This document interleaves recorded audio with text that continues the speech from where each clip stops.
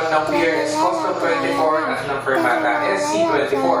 White line is Fermata and red line is PRS.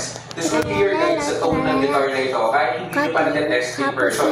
Okay, so nag-pick up muna tayo sa output muna. Mas na siya kasi sa PRS. Kahit ako medyo naramdaman ko yun, kaya nagdagdag ako ng konting sa timpla. Lalo na dun sa smooth and dun sa evidence. Although ito, compensate nyo naman by raising the pickups closer sa strings. Pag when it comes to tone, mag-iba sila. Well, syempre mag-iba naman yung pickups. Pero sa center expectations, una, wala siyang bloom ng isang PRS. Possible siguro dahil nag-on ito. Next naman is mas mellow yung attack at medyo bawas yung air nitong SC24. Possible na dahil wala itong maple cap.